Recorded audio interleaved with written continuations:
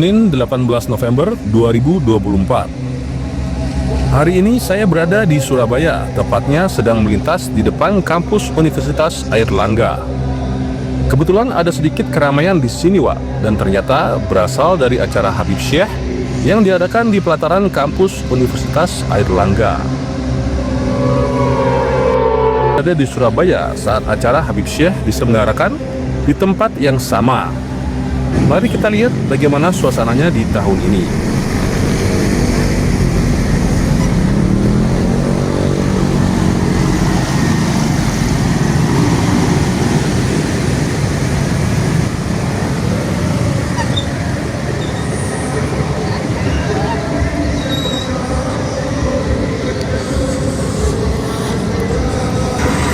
Di jalur kanan, tahun lalu penuh dengan parkiran motor dengan volume yang membludak hingga menyisakan satu lajur sempit untuk mobil. Saya ingat terjebak macet di jalur kanan pada malam itu. Begitu pula dengan jalur kiri yang sedang kita lewati ini. Full pada tahun kemarin dan tidak selengang di tahun ini.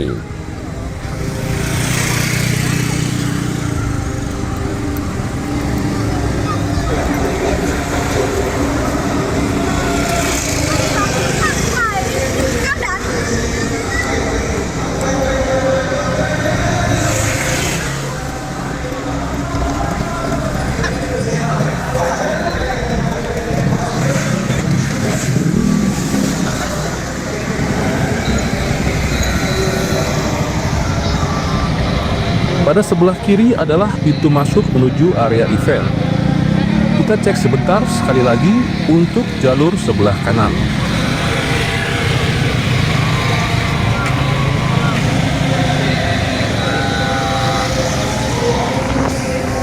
Terlihat di tahun ini area parkir hanya di beberapa titik saja di jalur kanan, dan lalu lintas terlihat masih sangat lancar.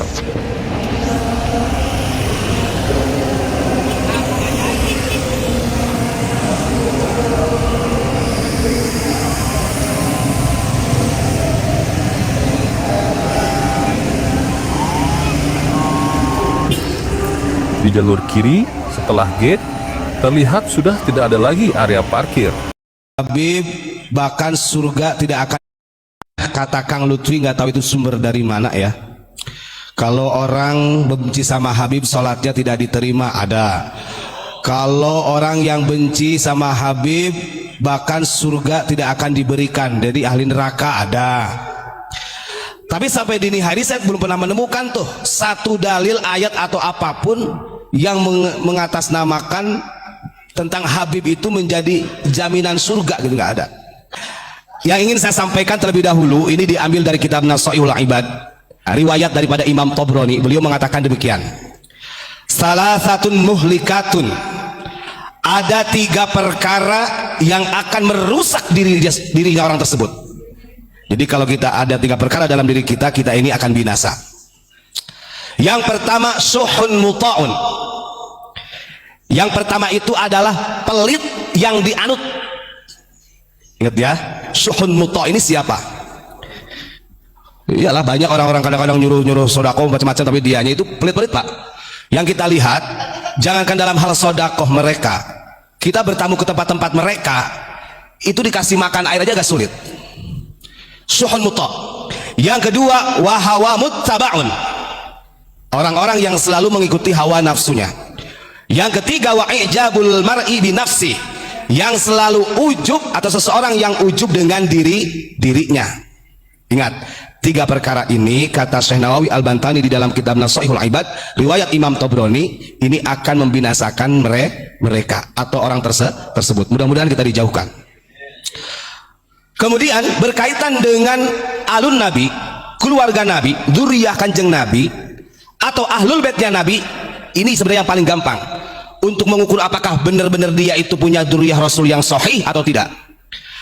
Ini yang diriwayatkan oleh Ibnu Abi Syaiban. Inna Khalid bin Sa'id bu'itha ila Aisyata bi baqaratin minas sadaqati faraddatha wa qalat ana alu Muhammadin sallallahu alaihi wasallam la tahillu lana as-sadaqah. Jadi pernah dulu ada salah satu sahabat, ada yang bernama Khalid bin Sa'id, beliau diutus untuk mendatangi Aisyah radhiyallahu anha dengan membawa seekor sapi. Tujuannya untuk memberikan sodakoh. Kemudian faraddatha, sapi tersebut dikembalikan oleh Aisyah kepada Khalid bin Sa'id. Seraya berkata, ana alu Muhammadin sallallahu alaihi wasallam. Kami keluarga Nabi Muhammad, dzurriyyah Nabi Muhammad, ahlul baitnya Nabi Muhammad, tidak halal bagi kami menerima sodakoh. Ini di forum-forum, di majelis-majelis lagi ceramah banyak yang gelar surban dengan alasan untuk membangun pesantren dan lain sebagainya, bla bla bla lah. Itu dari kelompok mereka. Sementara kata Aisyah radhiyallahu an, kalau dia mengaku dzurriyyah Nabi, kalau mengaku ahlul bait yang dijamin surganya oleh Allah, jangan mau menerima sodakoh. Harusnya memberi sodakoh. Wong ini tarifnya aja ratusan juta kok. Ya, betul ya? Nah, ini berarti perlu dipertanyakan. Ketika ada orang mengatakan, wah kalau benci sama Habib sholatnya nggak diterima, wah jauh tuh. Tidak sesuai dengan keterangan ini. Karena yang dimaksud dengan keluarga Nabi di dalam sholawat ini, kalau yang secara lebih jelasnya itu adalah ahlul bait. Ahlul bait yang memang dijamin surganya oleh Allah, bukan Habib.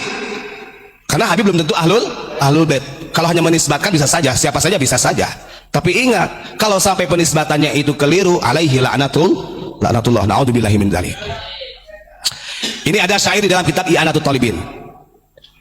Ini yang perlu dipahami, apakah betul pertanyaan dari Mas Lutfi tadi, ketika seseorang itu benci sama Habib, sholatnya tidak diterima, dibantah oleh Imam Syafi'i. Lihat ya, di dalam kitab I'anatul Talibin, Imam Syafi'i menyampaikan demikian, yang katanya pernah ada salah satu oknum Habib yang mengatakan Abdullah bin Abdul Qadir bil Faqih ini, katanya dia itu lautan ilmu.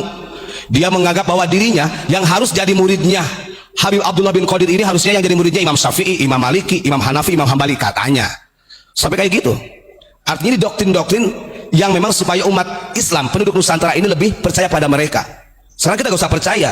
Imam Syafi'i ini madhabnya kita. Jangan sampai dilebih-lebihin. Ini biasanya lah dawir-dawir mereka itu seperti itu. Kata Imam Syafi'i, nih, ini untuk membantah bahwa orang-orang yang menganggap kami ini benci kepada ahlul bait Nabi, bahwasanya kita ini benci kepada dzurriyyah Nabi. Disampaikan oleh Imam Syafi'i, ya ahla baiti Rasulillahi hubbukum fardun minallahi fil Qur'ani anzalahu kafakum min azimil qadri annakum malam yusalli alaikum la salatallahu. Yang artinya, kata Imam Syafi'i, wahai ahlul bait Rasulullah, mencintaimu itu fardu, hukumnya fardu. Di sini sudah jelas. Kemarin saya katakan tidak ada orang Islam yang mengerti tentang agama membenci dzurriyyah Rasul, itu nggak ada. Karena sudah difatwakan, apalagi kita kalau bermadhab Imam Syafi'i. Imam Syafi'i sendiri mengatakan mencintai ahlul bait itu hukumnya fardu, dan ini telah dijelaskan di dalam Al-Quran yang diturunkan oleh kepada baginda Rasulullah Shallallahu Alaihi Wasallam. Kafakum min azimil qadri annakum, ingat-ingat, maka cukup bagimu keagungan yang Allah berikan itu, jangan sampai dijadikan untuk membanggakan dirimu. Cukuplah, kamu itu sudah agung, oh ahlul bait. Bahasanya begitu kata Imam Syafi'i, maka gak usah neko-neko. Malam yusalli alaikum la salatalah, betul. Barang siapa ketika sholat tidak membaca sholawat kepada ahlul bait, nah di situ kepada keluarga Nabi, maka sholatnya tidak diterima. Coba nih saya tunjukin. Di sini kalimatnya bagaimana? Malam yusalli alaikum la salatalah. Di sini nggak ada kalimat khusus untuk Habib. Karena Habib belum tentu dzurriyyah Rasul. Di kita juga masih banyak kiai ajengan yang dzurriyyah Rasul banyak. Tidak sombong tuh dengan dzurriyyahnya. Betul ya? Malam yusalli alaikum la salatalah, kata Imam Syafi'i. Barang siapa yang tidak membaca salawat kepada keluarga Nabi, maka salatnya tidak sah. Betul, makanya Allahumma sholli ala sayyidina Muhammad wa ala ali sayyidina Muhammad. Kalau kita pahami dari ali di sini adalah ya ahla baiti Rasulillah sallallahu alaihi wasallam. Kemudian di dalam syarah i'anahnya dijelaskan, rahmatullahi wa barakatuh alaikum ahlal baiti wa ali sayyidina Muhammad banu Hashim wa banul Muttalib. Di sini jelasin kaitannya tentang sholawat kepada keluarga Nabi ini dengan ayat rahmatullahi wa barakatuh alaikum ahlal bait, yang nanti dilanjutkan dengan innama yuridullahu liyudhiba ankumur rijsa ahlal baiti wa yutahhirukum tathira. Gak ada urusan, ini sudah selesai loh dibantah oleh Imam Syafi'i. Gak ada urusan ketika kita tidak mempercayai kepada habaib kemudian dia gak sah sholatnya, gak ada urusan. Saya nyatakan, sekalipun ada orang yang benci sama habaib, sholatnya tetap diterima. Nggak ada sholatnya batal atau sholatnya ditolak, nggak ada ya. Ini perlu dikerasin karena gini, itu doktrin yang memang sengaja supaya mereka itu diagungkan, dilebih-lebihkan oleh kita. Sekarang kita jangan mau dibodohi. Sudah ada yang ngomong benci sama Habib masuk neraka, ada lagi yang ngomong apa tadi, kalau nggak baca, kalau tidak benci sama, kalau benci sama Habib sholatnya nggak diterima. Ada juga Habib yang dawir yang harus jadi murid saya itu Imam Syafi'i, Imam Maliki, Hambali dan Hanafi, macam-macam. Itu doktrin-doktrin sengaja supaya orang kita Nusantara ini tunduk sama mereka. Kita jangan takut, kita jangan mau di doktrin seperti itu. Ini sudah disampaikan oleh Imam Syafi'i. Imam Syafi'i itu hormatnya kepada Ahlul Bait dulu, kalau dia halaqah di majlis ilmu, kemudian ada Bani Alawi, bukan Ba'alawi, Bani Alawi, ya, bukan Ba'alawi, Ba'alawi mah kesini kan. Begitu dia sudah duduk di majlis Imam Syafi'i, ada pemuda yang umurnya masih muda lah, dan Imam Syafi'i tahu bahwa ini adalah Bani Alawi yang punya duriah kepada kanjeng Nabi. Ini saking hormatnya Imam Syafi'i kepada duriah Nabi, karena si laki-laki tersebut dari Bani Alawi ini tidak kebagian tempat duduk di majlis ilmu. Imam Syafi'i yang menjadi imam besar kita itu rela berdiri agar supaya tempat duduknya diduduki oleh Bani Alawi. Itu saking hormatnya, bukan Alawi, Bani Alawiyin.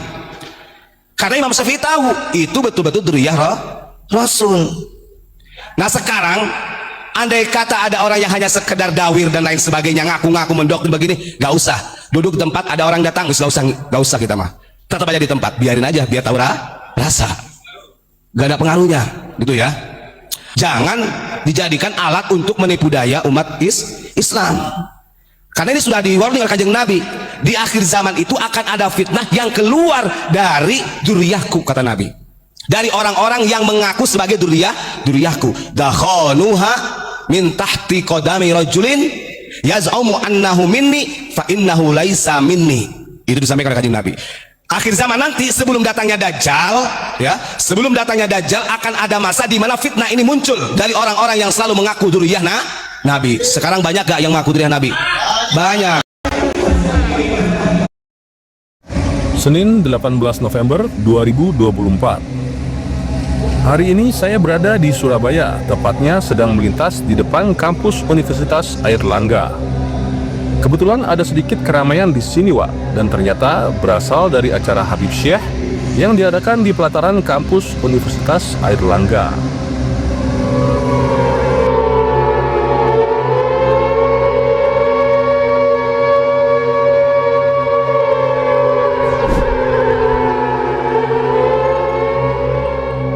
Setahun lalu, qadarullah, saya juga berada di Surabaya saat acara Habib Syekh diselenggarakan di tempat yang sama.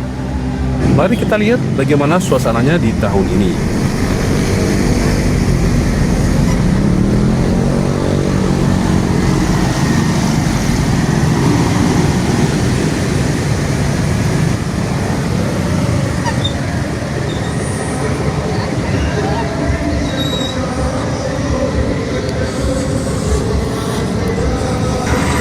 Di jalur kanan, tahun lalu penuh dengan parkiran motor dengan volume yang membludak hingga menyisakan satu lajur sempit untuk mobil. Saya ingat terjebak macet di jalur kanan pada malam itu. Begitu pula dengan jalur kiri yang sedang kita lewati ini, full pada tahun kemarin dan tidak selengang di tahun ini.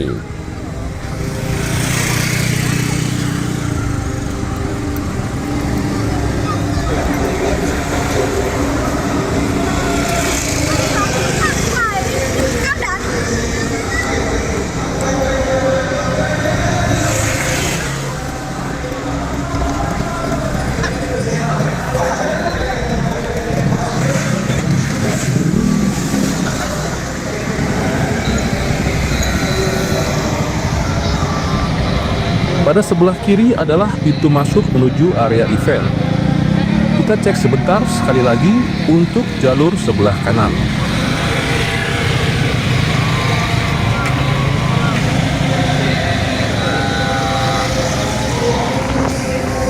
Terlihat di tahun ini area parkir hanya di beberapa titik saja di jalur kanan, dan lalu lintas terlihat masih sangat lancar.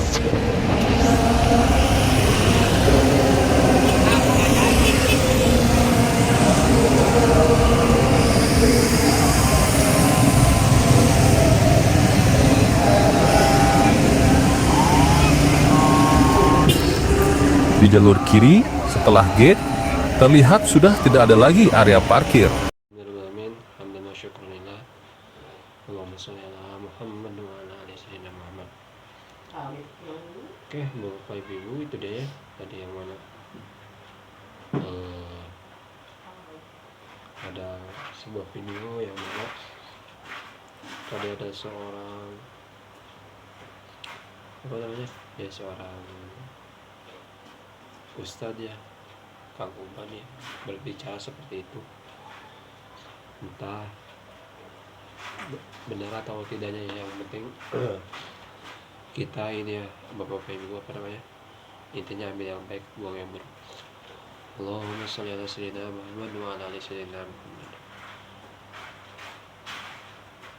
Kita doakan ya, semoga para kiai, para ulama, para ustadz yang berjuang menegakkan agama Islam, semoga Allah panjangkan umurnya, amin.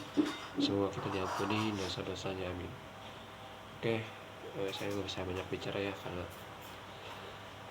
ya sama saya juga menyimak, saya hanya menyampaikan sebuah video.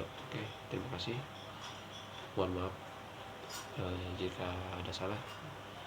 Semoga saya selalu, Bapak Ibu. Assalamualaikum warahmatullahi wabarakatuh.